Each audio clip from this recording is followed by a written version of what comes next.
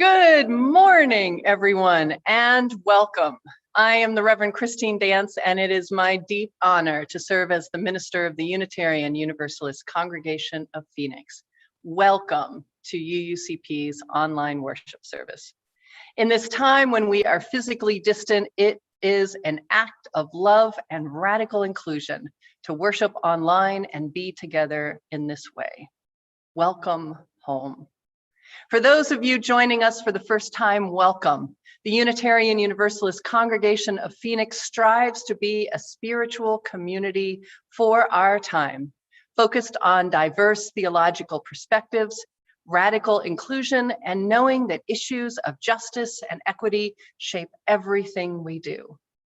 With a special awareness for those who have been historically marginalized, we welcome all of every race, class, ethnicity, immigration status, sexual orientation, gender identity, religious background, mental and physical ability and disability.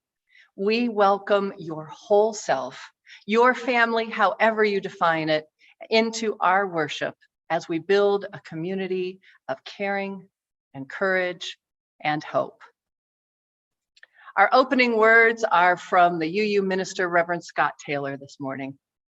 Let this dancing light be our guide. Let it lure us into letting go of the worries, of the stiffness that sets in after all the striving, of the myth that productivity alone gives us purpose. This garden of life we've been given is a playground. The weeding can wait. So this morning is a very special service. We are taking advantage of the technology that this online time has given us. And quite frankly, we need a little fun. So today, you are in charge of this service and you get to play with us. We're going to have an interactive service where you get to make a bunch of choices. And we'll be doing this via the poll feature in Zoom. So here's a few caveats and instructions. So first of all, this poll feature only works in Zoom. If you're not watching in Zoom and want to play along, please switch over now or pull up your phone or another device, have it on Zoom so you can participate in the poll.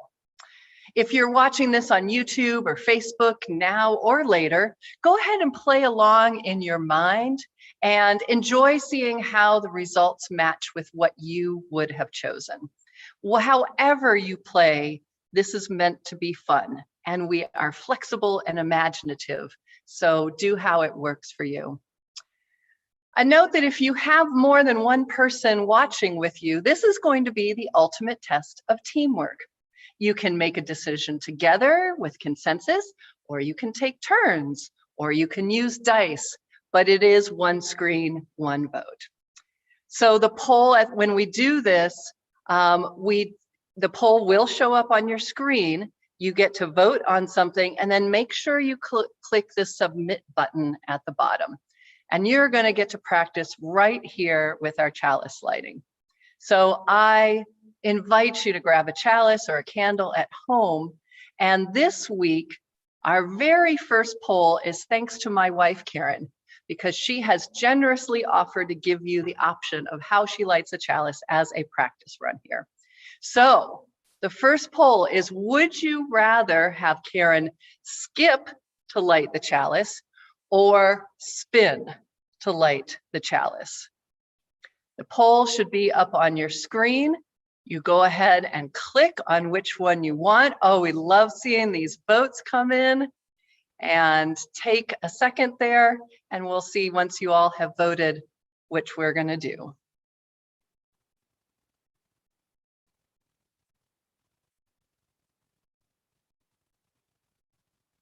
Excellent. Oh, this is so much fun to watch on our end, you all. This is great. Just a second or two more for any final votes there. Okay, let's show our results. Karen, you get to spin your way in. You all, she's really glad about this. She did not skipping doesn't work with her knees as well. So go ahead, Karen, light our chat.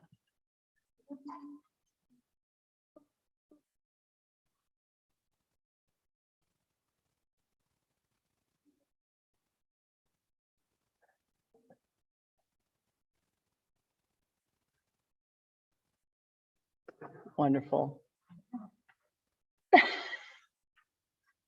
Thank you, Karen. Please join me in sharing the words of our covenant. Love is the doctrine of this congregation. The quest for truth is our sacrament, and service is our prayer. To dwell together in peace, to seek knowledge in freedom, to share our strength in fellowship. Thus do we covenant.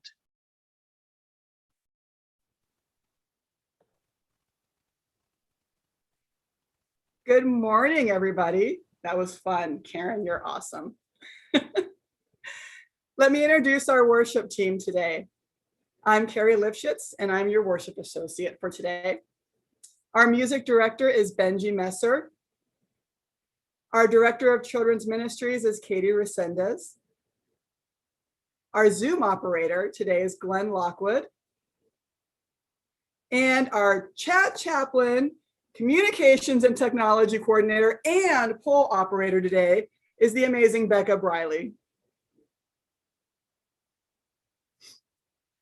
Our chat is open. You can chat with everyone. Oh, also, sorry. An email was sent out with the correct link to today's service. So if you have anybody texting you, or if you needed to let anybody know, can you please share that information with our congregation? We have the correct email that was just sent out about, 10 minutes ago or something like that. So please share. Today our chat is open. You can chat with everyone or just to our panelists. And our service is automatically captioned for maximum accessibility. As always, we invite you to check in to UUCP on social media with the hashtag UUAnywhere. There is so much to do in our community, which you can find in our newsletter, Compass. You can sign up for Compass at our website, phoenixuu.org. A few announcements. Are you a knitter or a crocheter? And that's not one of our would you rather polls. This year, our lay pastoral care team has added a prayer shawl ministry to care for each other. Knitters and crocheters knit a basic shawl, put love and energy into their stitches, knowing that the shawl will be given to someone in our community who needs it. And I've seen some of these. They are absolutely amazing. This new ministry has been very well received, and now we need more shawls. Email Rev Christine at minister@phoenixuu.org if you're interested in helping out. And there will be a budget meeting following the end of service today. The link will be posted in the chat at the end of service and in the final slide. And just a reminder, tomorrow at 6 p.m. is our remaining meeting to discuss the changes in the Articles of Incorporation. That information is also in the chat. And finally, our UU faith is based on 7 principles. However, after discussion of these 7 principles and beloved community, we realize that you can be a good UU and follow all 7 principles without thinking about or dealing with racism or other systemic oppressions. To correct this, UU congregations are in the process of adopting the 8th principle. Here are 3 of our recently graduated young adults to discuss their view on the adoption of the 8th principle, which we'll be voting on at our congregational meeting on June 13th. My name is Dylan. I'm a youth member of this congregation, and I just wanted to tell you a little bit about how I feel about the adoption of the 8th principle that we are voting on here at our next congregational meeting. So I think that it's not really enough for all of us in our congregation to just say that we aren't racist and that we're beyond these kinds of problems, because we live in a world that's dominated by white supremacy and systemic racism. And so to actually defy these kind of like staples of our country and its history, we have to be actively anti-racist, which means we have to take active steps to defy racism and go against these norms that have been set. And I think that this eighth principle is a way that we can do that. Hi, I'm Mary McManus. Just to add on to what Dylan said, we really need to include accountability in the principle, since if we don't have any action that goes with our beliefs mean practically nothing. And when it comes to something as serious as racism, we should not be beating around the bush on where our congregation stands, and we need to not mince our words when it comes to something this serious, especially with the events that have happened in the past year. We should definitely be taking a very strong stance on being anti-racist. I'm Chloe, and I just wanted to add on to what Mary and Dylan said about the importance of passing the eighth principle within our congregation. As white people, and specifically as a majority white congregation, it is crucial for us to listen to and uplift the voices of people of color in our community who are calling for the passage of this principle. It's not our place to determine the systemic racism our community members are facing, and we need to begin to acknowledge and actively work against that to truly put actions behind our words and our values. Oh my gosh, thank you. Who here is so excited and so confident for the future after seeing our youth? I love it. Thank you, guys. Our offering is being collected virtually, just like our service. And we ask you to be generous in your giving to support the mission of our beloved community. You can text UUCP to 73256. You can donate through the website, or you can send a check. And if some of you still haven't sent in your pledge for the next fiscal year, we ask you please do so. You can find the link in the chat. For all that you give to our congregation, we are so, so grateful.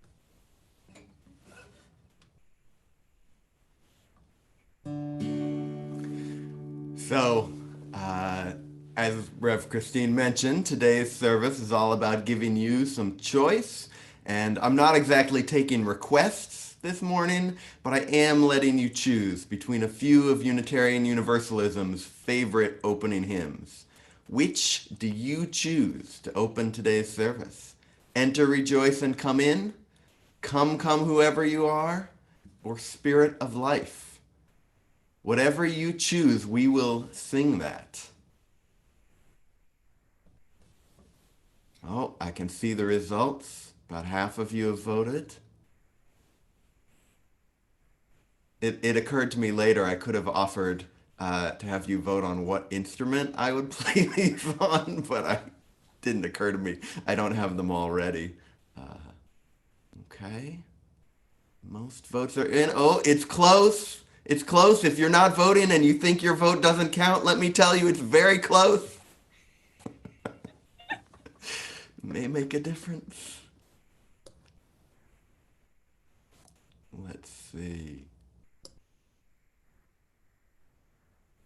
Okay, we're going to call it, and we are going with Enter, Rejoice, and Come In. So let me share the lyrics of those with you. And this will take just a moment because I want to get into the lyrics as I have once before. Can you all see me? See that? There we are. There I am. Okay, I want to make myself a little bigger.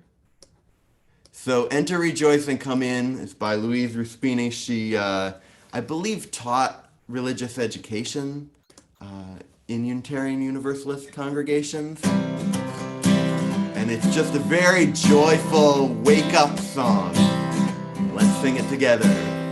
Enter, rejoice, and come in. Enter, rejoice, and come in. Today will be a joyful day. Enter, rejoice, and come in. Open your ears to the song, and they all end the same way. Open your ears to the song. Open your ears to the song. Today will be a joyful day. Enter, rejoice, and come in. Open your hearts, everyone. Open your hearts, everyone. Open your hearts, everyone. Today will be a joyful day. Enter, rejoice, and come in. Don't be afraid of some change. Don't be afraid of some change. Don't be afraid of some change. Today will be a joyful day. Enter, rejoice, and come in. Enter, rejoice, and come in. Enter, rejoice, and come in. Enter, rejoice, and come in. Today will be a joyful day. Enter, rejoice, and come in. Thanks, all. Good choice.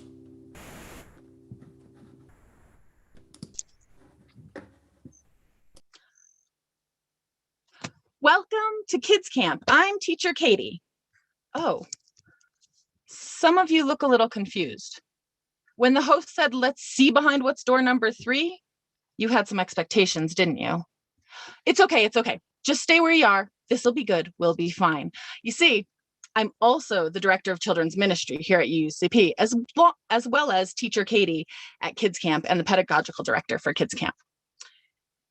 In Kids Camp, I teach people about storytelling and how to tell stories and the things we need to be good storytellers and the importance of stories.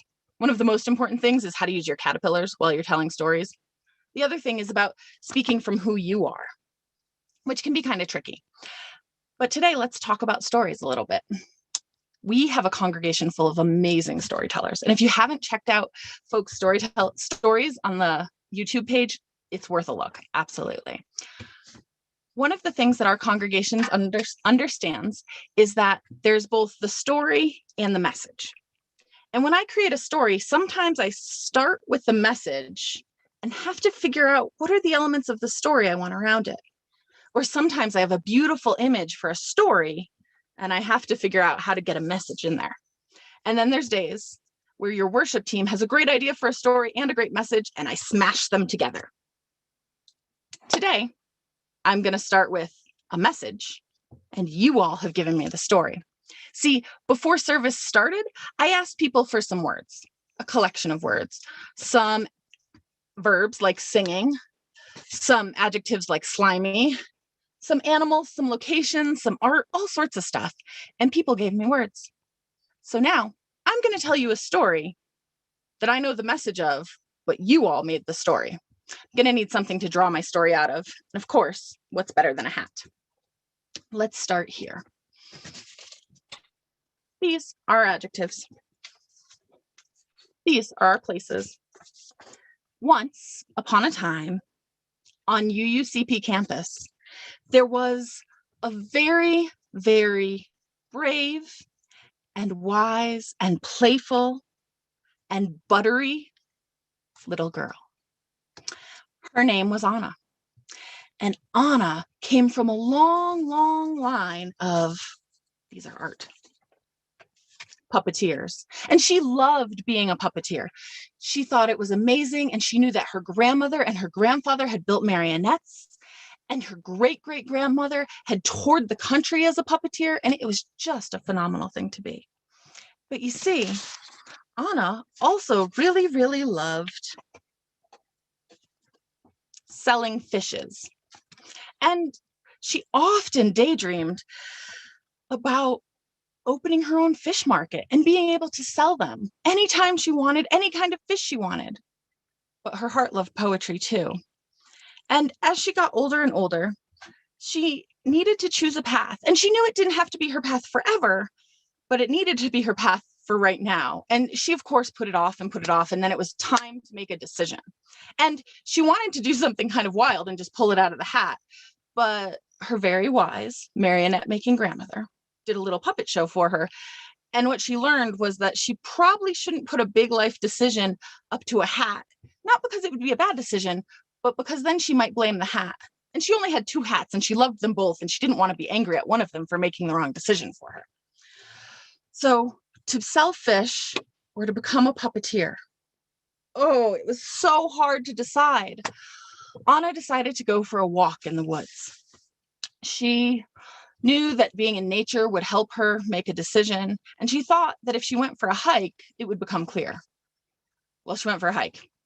Half an hour passed, an hour passed, 3 hours passed, and she realized she was deep into the woods and she was getting tired. So she sat down on a rock, drank some of her water, ate some of her gorp, good old raisins and peanuts, and sighed and thought about how much she loved selling fish. She loved selling live ones in tanks for people to keep as pets. She loved selling dead ones to eat, both pez and pescado. She loved selling. But puppets were magical, and she came from such a legacy of puppetry, and she did love making them. Well, as she sat there, along came a skunk, and that skunk was very special. It was a talking skunk, and it walked up to her. She edged away from it a little bit, a little worried that the stink might get on her, but she didn't want to be too judgy. So she looked at that skunk, and that skunk said, "Young lady, why are you so..."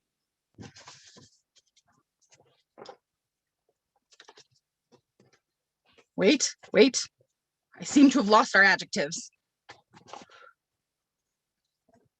"Why are you so bold?" And Anna said, "I'm not being bold. I'm being worried. I'm being a little scared. I'm being all sorts of things that I could use some boldness." And the skunk said, "Are you trying to make a decision?" Anna said, "Yeah. And I like both of the things, and there's only 2, and that doesn't seem quite right. But they're the 2 I have to choose from. But I love them both, and I don't know which to choose." And the skunk said, "Well, if you can't do both, but you love them both, choose whichever one and know that you can't possibly make a wrong decision, because either way, you are following your heart. And as you begin one, the one you choose, you will see how comfortable of a fit it is. And if it doesn't work out, just lift up your tail, spray stinkiness all over them, and run away." So that skunk is right. If you can make your series of choices things that you are okay with, then whichever one you go with is going to be fine. And this doesn't always work out in life because you don't always get to pick your choices, right? You don't always get to pick what's A, what's B, and what's C.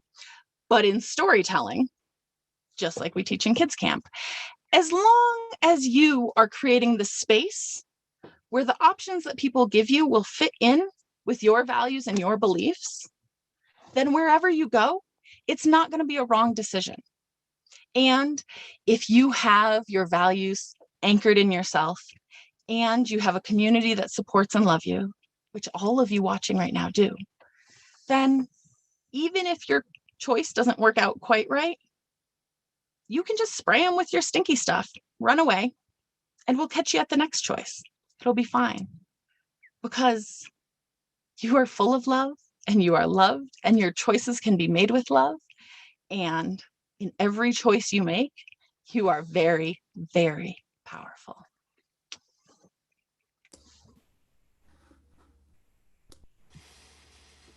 Thank you, Katie. Such an important message. Our pianist, Mary Coda, has recorded 2 different pieces from the Faber piano series for our centering music today. One is inspired by the music of the Roma or Gypsy people. She describes that as nostalgic. And the other is sort of a gospel arrangement of a Liberian folk song. Mary describes that as energetic. Which would you like to hear?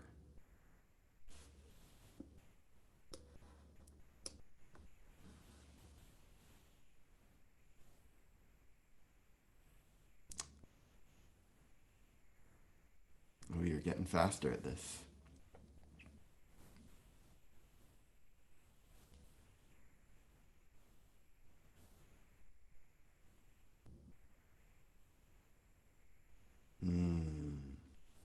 Okay. We'll give it another few seconds, maybe.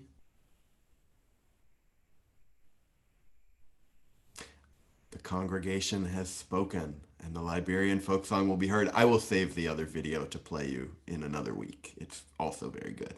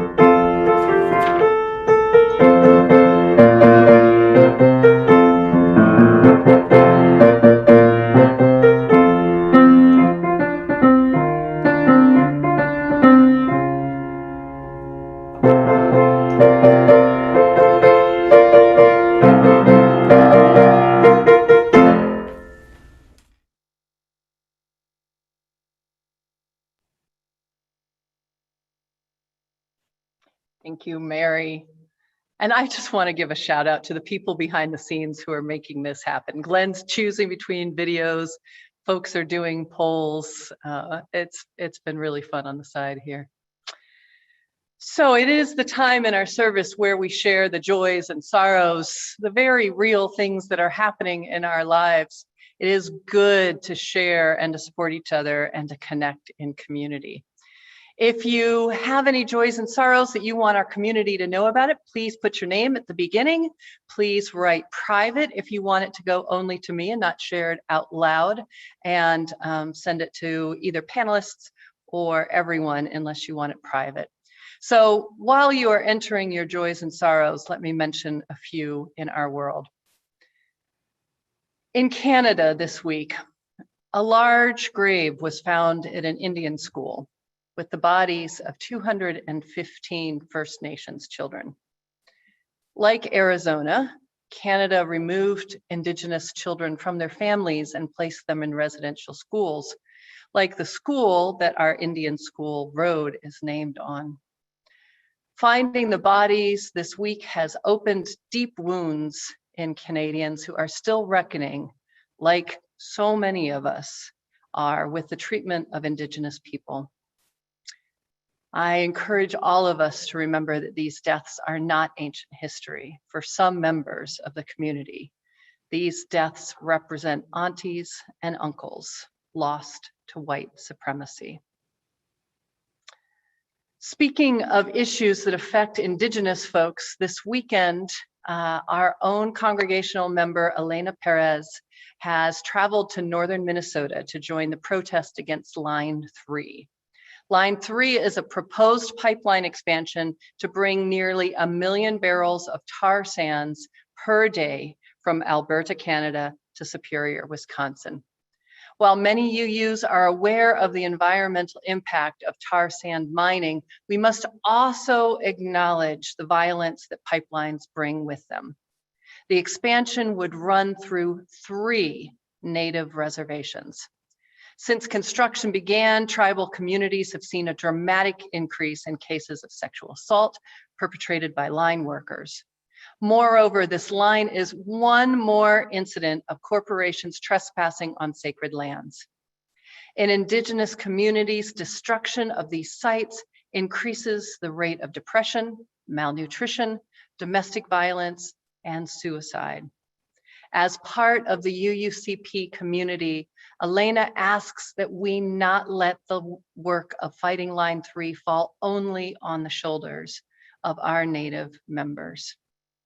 Our love, solidarity, and support go out to Len, other UUs, and all those who are there. And I wanted to let you know that Fred Garza, a member of this congregation and a beloved musician, passed away this week.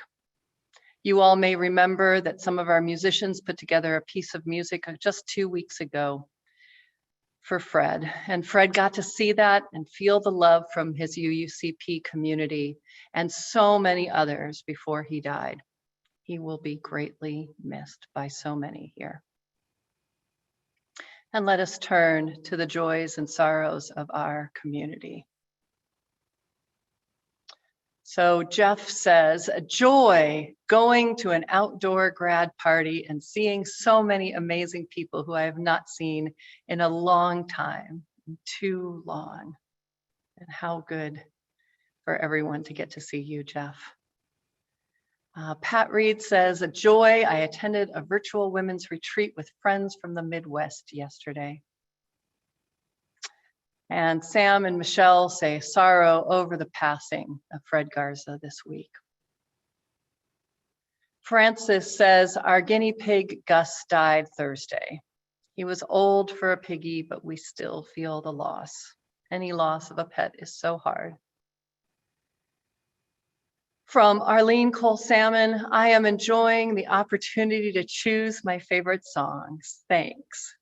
It's good to see you on this, Arlene.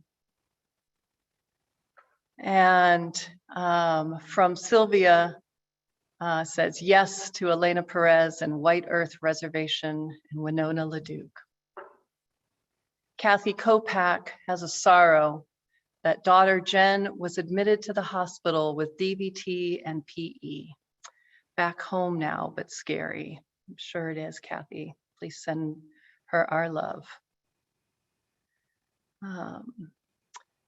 And Christine Carmona thanks us for the honoring graduation service on YouTube. She played it last Friday during our bear and cats graduation services, graduating 6 cats and bear from my Big Bear College. It made it the best graduation ceremony we've ever had. It's wonderful. Carolyn says, I'm glad that Diana Edwards is recovering from her broken arm and 2 ribs after a fall 10 days ago. And a joy from Nigel Perez. I'm heading back to Phoenix with my grandma. How wonderful, Nigel. I'm sure that that makes your grandma very happy too. Katie says, a joy that I got to see my mama yesterday for the first time in 15 months. Hooray. A joy from Bunny Hodis, appreciated all the well wishes for my birthday this week, including lunch with the minister serenade. Yes, we sang to Bunny. It was a cacophony of beautifulness. From Carolyn, we've got that one. Andy says, both joy and sorrow. I'm going back to in-office work some days this week. I am both excited and worried. I know many people feel that and share that with you, Andy. And Bunny Hodis says, a sorrow and a joy. Harriet Williams experienced a fall with her trike, but is recovering well from 3 broken bones. Oh dear. And from Arlene Salmon, my daughter and family living in Cyprus near Syria will be coming to visit in July after not seeing each other since 2018. And Reggie says, happy birthday to Sunshine. Happy birthday, Sunshine. From Becca says, joy, I'm going to drive my brand new RV today to take some friends, my son and dogs to the lake. Wish me luck and prayers accepted. Safe driving mercies to you, Becca. And oh, and a clarification from Reggie. Sunshine's birthday is tomorrow, so we'll wish you all day today and then again all day tomorrow. From Linda Vance, Larry Reed is working hard to recover from a recent fall. He thanks our community for all of our well wishes. Yes, Larry, we love you, and we're sending healing energy to you. And Debbie says, a joy that the North Phoenix LGBTQ women's meetup group I run had its first outside meet and greet in over a year. That must have felt wonderful. So many joys and sorrows and challenges in our life. And one more, Duke Plattner says, Fred Garza invited me to my first jam session, taught me the norms, expectations, and made me feel welcome and safe and appreciated, even though I was by far the least skilled musician in the circle. I'm thankful for your life, Fred, and sad that it is done. He impacted so many in this community. So I invite you to settle into your seats for our meditation. And you do have a choice with this. So last week you all saw the breathing ball. So would you rather I use the breathing ball or give a traditional meditational prayer? Your choice is the breathing ball. If you just this morning need some deep breaths, some sitting in space, or if you want some soothing words of comfort and inspiration, you get to choose.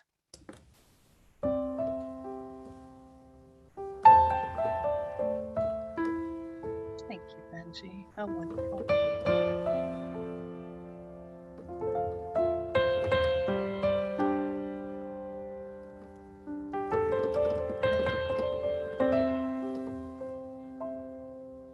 Thank you. And it looks like the meditative prayer has won this one. So I invite you to settle in, to feel your feet on the floor if that's where you are, or reach out your hands, just kind of feel the space around you, lower your shoulders, stretch out your neck. And join me in this prayer.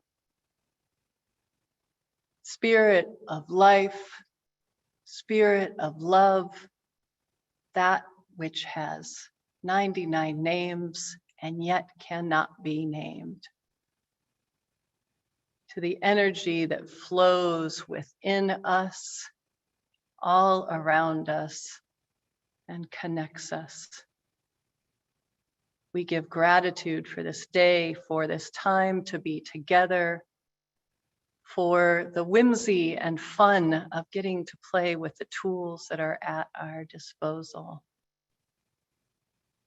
We send love and energy to those fighting at line 3 and protesting for their rights, for those who are fighting oppression in every way that exists around the world. And we send energy to all of those in our community and everywhere who are hurting, who are struggling, who are recovering from long symptoms of COVID, who are still mourning folks that they have lost, who are worried about family members, or worried about themselves for whatever reason. We give thanks for all of the reunions that are happening in small and big ways. Seeing family members, friends, having a deep appreciation of who we have truly missed, of getting to do things slowly, and also the hesitancy of still wanting to be careful and holding those in tension. We give thanks for this creative and resilient and collective community that has gone through so much and that has stayed resilient and strong and adaptive.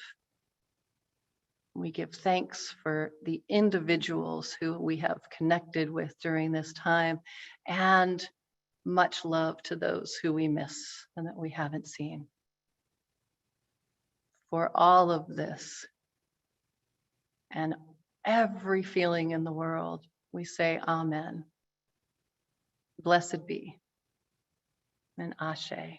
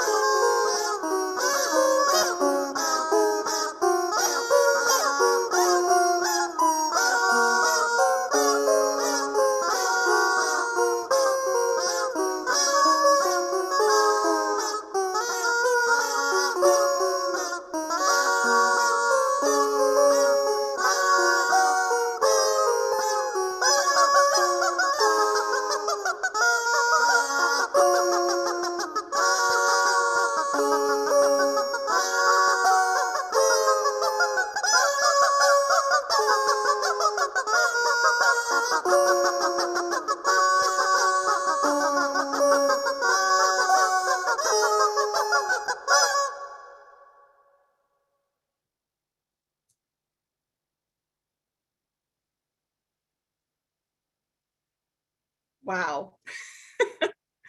Who was it that said only in a UU service? Was that you, Mira? That was so fun. I love that. So I don't know how many of you have played Would You Rather before. I have with my kids. The questions can get a little gross. Some of the less gross ones are, would you rather go without shampoo for the rest of your life or without toothpaste for the rest of your life? Either way, your hairdresser or dentist will be horrified with this one. You can also use these questions as icebreakers to get to know someone. Would you rather do yoga every day or run a mile every day? These questions can help people find common interests sometimes. Then there are some harder questions. Would you rather have to speak in rhyme for the rest of your life or have to speak in riddles for the rest of your life?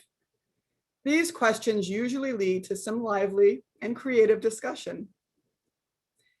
Finally, there are the deeper questions to ask. Would you rather have a huge imagination or a photographic memory? I find with these questions, it can lead to some interesting introspection. But most importantly, with these questions, you can always find that your preference has value. We can see that all the time here in our UUCP community. Would you rather go out and be involved in a protest for justice, or stay at UUCP and care for the children of those out protesting?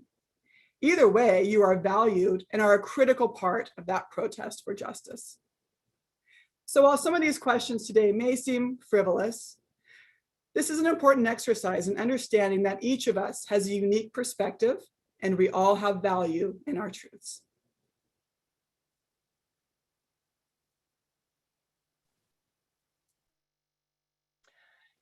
So before I reflect a little bit more, somebody said in the chat, why didn't we have a memorial candle for Fred? And you are absolutely right. Fred did transfer his UU membership to his congregation, new congregation in Texas, but he is very much a part of our community. So I'm rectifying that right now.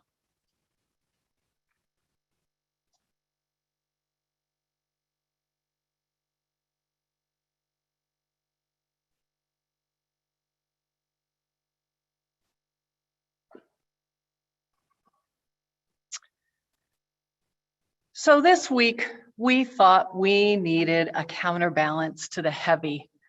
All the things, elections, racism, polarization, death, sickness, isolation, fear, ugh, like they're there, but we're so tired of it all being heavy. So what have you done to lighten things up? Have you done any rituals in our household? Have you found any ways to embrace joy or mirth? Early on in the pandemic, Karen and I had kitchen dance parties. Not a real party with friends, just Karen and I, some really loud music, and usually some barking dogs. Lady Gaga, Shakira, Pink, the kind of music that makes you just want to sing really loud and dance around the floor. The dogs hated it, and we loved it. It is time we embrace the fun again in whatever ways we can. And that's what we're doing in this service. And I have no doubt that it is a religious concept. Diane Ackerman says, deep play is a fascinating hallmark of being human. It reveals our need to seek a special brand of transcendence with a passion that makes thrill-seeking explicable, creativity possible, and religion inevitable. Perhaps religion seems an unlikely example of playing, but if you look at religious rites and festivals, you'll see all of the play elements and also how deep that play can become. Religious rituals usually include dance, worship, music, and decoration. They swallow time. They are ecstatic, absorbing, and rejuvenating. Play is a part of every single religious tradition in some way or another. I mean, just look at Christianity. Jesus's first miracle was really kind of a party trick, wasn't it? He turned water into wine. Can you imagine seeing that? How people must have been amazed and laughed and celebrated and wondered how that happened.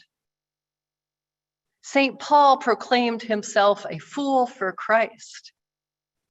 Jews honor the Sabbath, that time to stop working and to take pleasure in life. Hindus say that the universe was created as Leela, which is divine play. Muslim Sufis teach through jokes about Mullah Nasruddin, a laughable sage or fool. And Sufis dance and spin with such joy and delight. Buddhists practice meditative games of breathing, attention, and joyful presence. Zen teachers poke fun at dogma, as in Master Feng's pronouncement, the Buddha is a bull-headed jailkeeper, and the patriarchs are horse-faced old maids. You can unpack that for a while. Reverend Steve Garnis Holmes says, who says God has to be so serious all the time? That religion can't have some fun, go on a lark, crack a good one? Who says God can't evolve a platypus instead of a woodchuck or a flightless bird just as a joke? We know that children learn by playing. In fact, it is their only job when you are a young child is to play.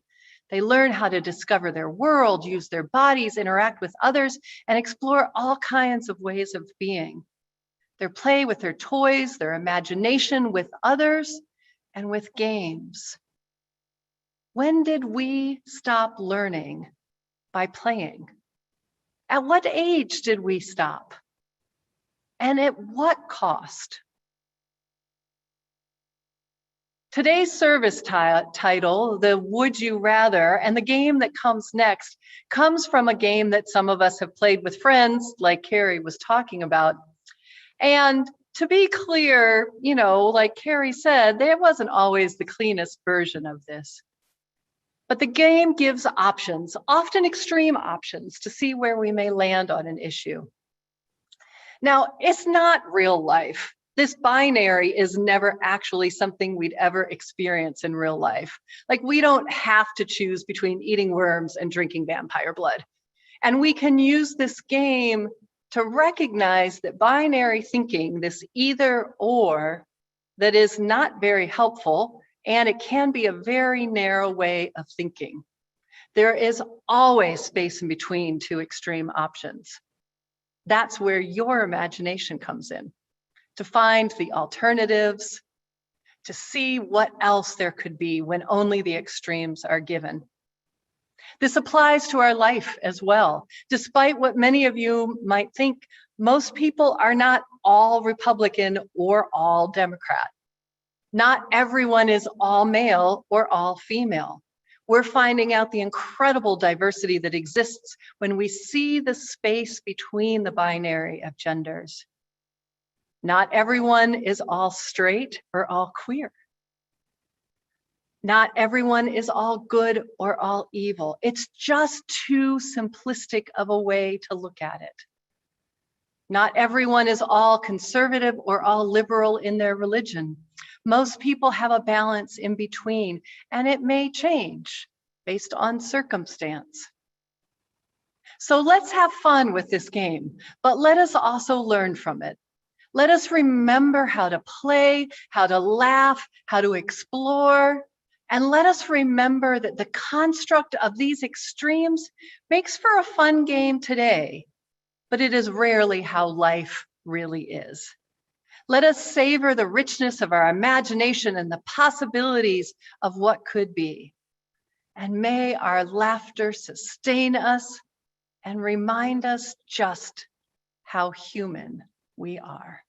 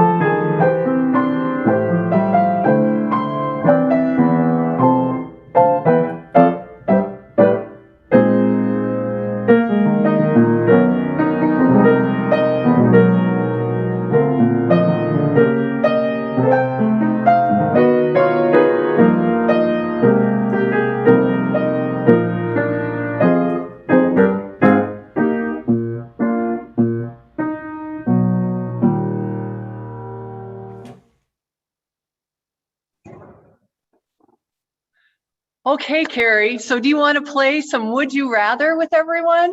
I am so ready because that music just got me pumped up. I know, it's so cool. So we're going to give you several questions and see what you all would rather do. You should have the hang of this by now. We've had a few already. So here's your first question. Would you rather drink instant coffee at coffee hour or never have coffee again at coffee hour? Oh, that's a hard one. Yeah. Instant coffee or never have coffee? Drink my coffee before I answer this. Yeah, this is easier for me because I'm a tea drinker. So, I don't know. Oh no, I have to have my coffee. I don't care if it's instant. It's just And it's not, is it really a UUCP event if we don't have coffee? Well, and if we don't have coffee, what do we call it? Like just hour? Like what do we call it? I don't know. I have no idea. Oh, it's coming in. I wonder if Belinda has a vote in this. It's actually a lot closer than I thought it would be. Yeah, okay, let's show it here. Wow. Okay, Wow. instant coffee. You do not want to give up your coffee. But I'm surprised at how close that was, I have to say. I am a little bit surprised as well. Okay, that was fun. That was fun. Okay, here's another one. Would you rather, so this is kind of a moral question. Would you rather be known as a forgiving person or having unwavering faith? A forgiving person or unwavering faith. Now, remember, this is in UU terms. Like, it could be however you determine faith or however you determine forgiveness. I know, I think I'm too vindictive. Maybe I need to be more forgiving.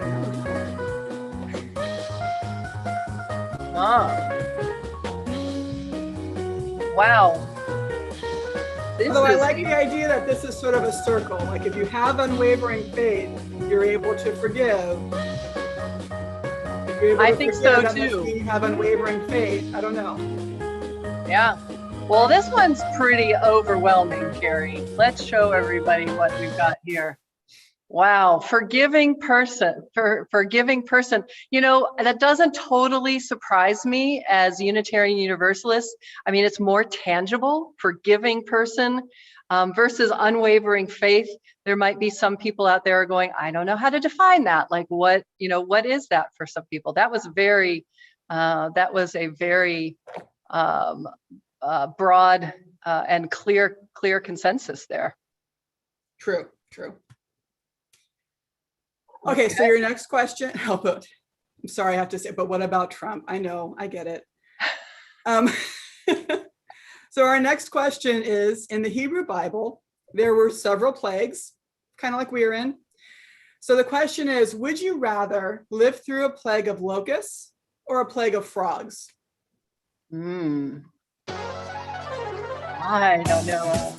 I mean, for me right now, this whole thing, I would never want, I don't mind stepping on a locust. I don't want to step on a frog because I could probably slip and fall and hurt myself. So I see that. And I think it's going to be a lot of how afraid of frogs people are. But I think it's really interesting because in some parts of the country right now, there is kind of a plague of locusts. And I think it's really interesting to talk about plagues while we're in a pandemic. Like, what kind of plague do we choose? What would we want? exactly. Oh my gosh, some of the comments. John Reed just said frogs taste better. I hear they taste like chicken. Just like chicken. They're just like chicken. Okay, it looks like this is more overwhelming than I thought. Yeah. So what do we got, Carrie? Plague of frogs. I guess everybody wants to eat frog legs. I don't know. That's awesome. By quite a bit, 2/3 people preferred frogs over locusts. I'm really curious about the thinking on this. So this, Carrie, is this where we tell people that the worship team actually created a spreadsheet where we all took votes on this beforehand?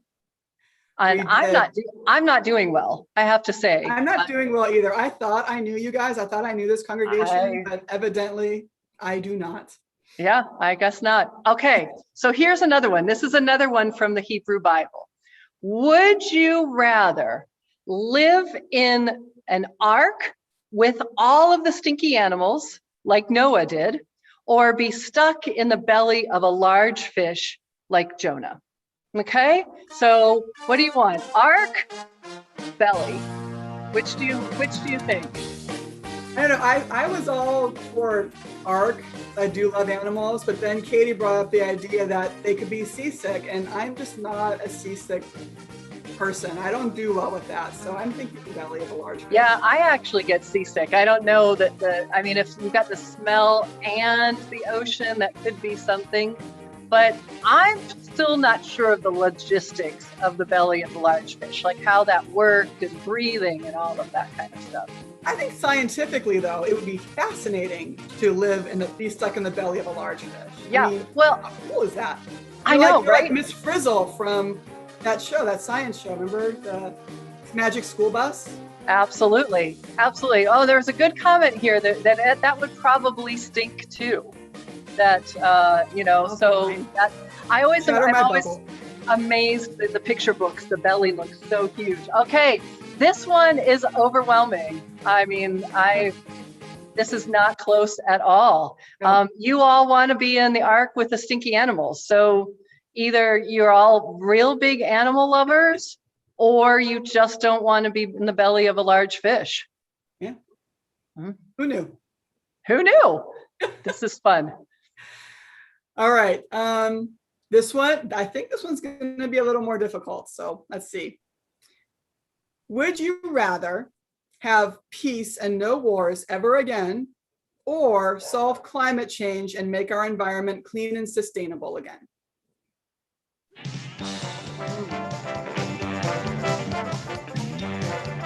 I have to give a shout out to Benji because yeah, you guys all could find all this music to be playing in the background. And can you guys name this tune? Like, do you know which show this is? So I don't know. Where would you go on this one, Carrie? I mean, part of me thinks this is a chicken egg thing, perhaps. Maybe it could be linked. You know, if you solve climate change and make the environment clean and sustainable, people are happier. There's no war. I don't know. Well, and I do think Climate we've change. got, if we don't solve climate change, there's going to be wars that result from it. So it's almost like, I don't know how you do the thing. Yeah, it's total chicken egg. Yeah. And we've got some thoughts that peace would lead to. See, I love how you think. Peace would lead to solving climate change. And solving climate change would, if we don't, there'd be wars. So people are trying to get a 2-for-1 here, Carrie, I think. And also using the music, peace and war solved through Family Feud. All right. Okay, let's see what this is.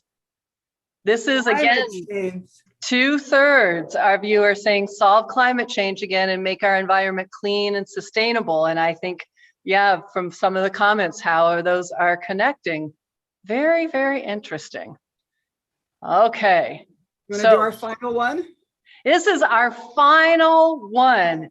You all are getting so good at voting and so fast. And I hope those of you, I'm really curious about those of you with multiple screens, how you're deciding. That would be fun to see in some of your households. Okay, so this is about lunch coming up, right? Would you rather have lunch with Martin Luther King or Susan B. Anthony?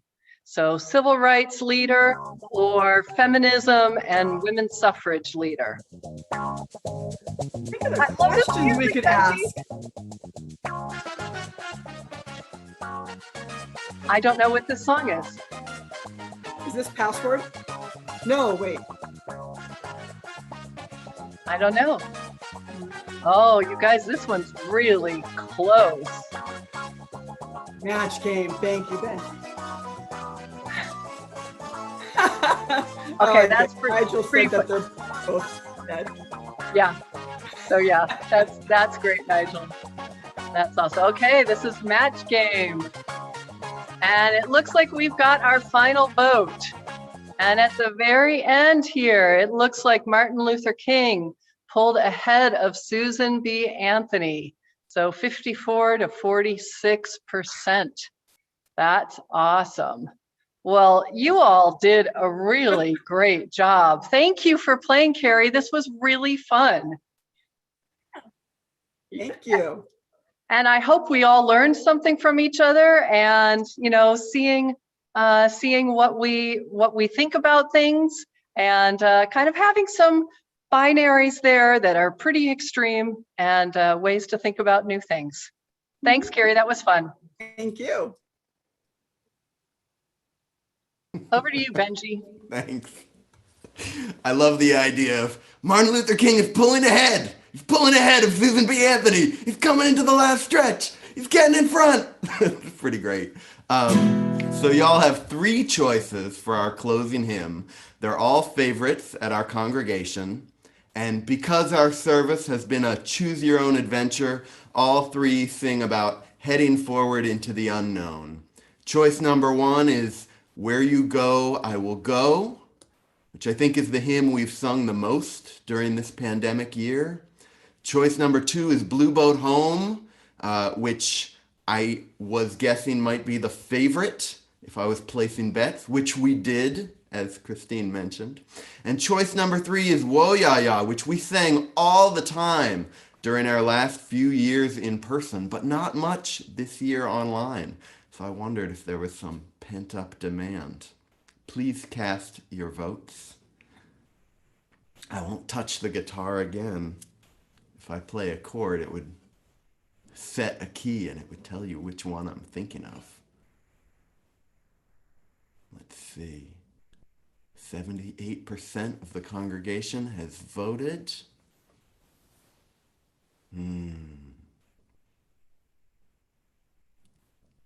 We need to set up a ranked choice voting, I think.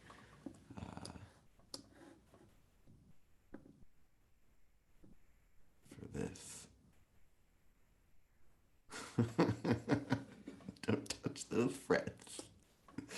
We're up to 83% in. That's about where we've been. Some folks are abstaining. I think we'd better call it, folks.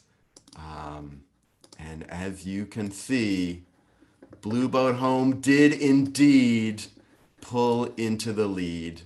So here we go. This song, just so you know, this is any hanging chats. No, Robert. There will not be a recount. This song is a very old tune, and it was a hymn that sounded like dum.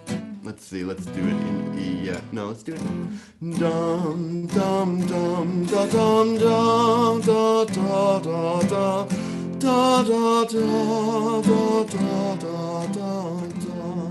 Very old. There have been many hymn texts set to this tune, and the great singer-songwriter Peter Mayer added sort of a swashbuckling rhythm and some words about being on the ocean, and it's become a real favorite in UU circles. So please sing with us. The lyrics will be posted again in the chat, since I see there's been a lot of conversation there. Here we go.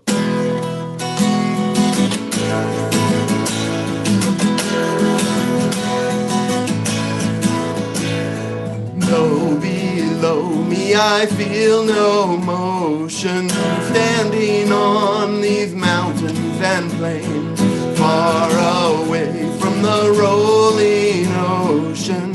Still my dry land heart can say, I've been sailing all my life now, never harbor or port have I known.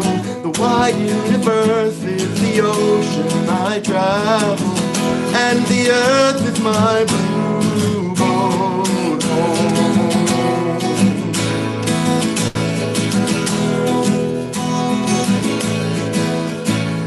Sun my sail and moon my rudder, as I ply the starry sea, leaning over the edge in wonder, casting questions into the deep, drifting here with my ship's companions, all we kindred pilgrim souls, making our way by the lights of the heavens in our beautiful blue boat home.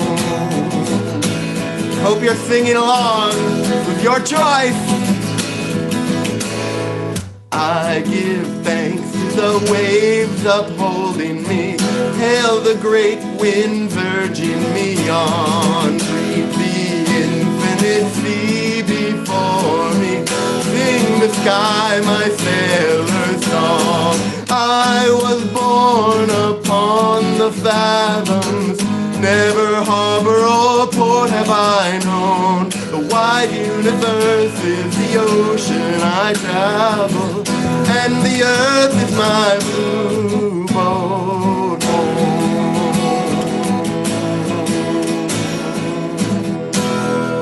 Thanks all.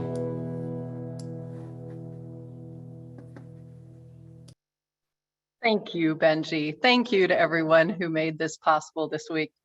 So before closing words, you do have one more choice, but you're not going to do it by the polls. You're going to do it with your actions. So you have choice A, you can go to coffee hour. Choice B, you can go and talk about the budget that's going to be at our congregational vote next week and learn through how we spend our money, what our values are. Or you can go and do whatever else you want to, lunch, hang out, play. Visitors, we hope that you'll join us for coffee hour or the budget meeting. We are a fun bunch, as you can tell. Our closing words today are from Teresa Honey Youngblood. Gods, thank you for mirth, for merrymaking, for jokes and laughter and silliness. Help us to not forget that playfulness is one of your favorite tools. Go in peace, go in love, go in joy and fun.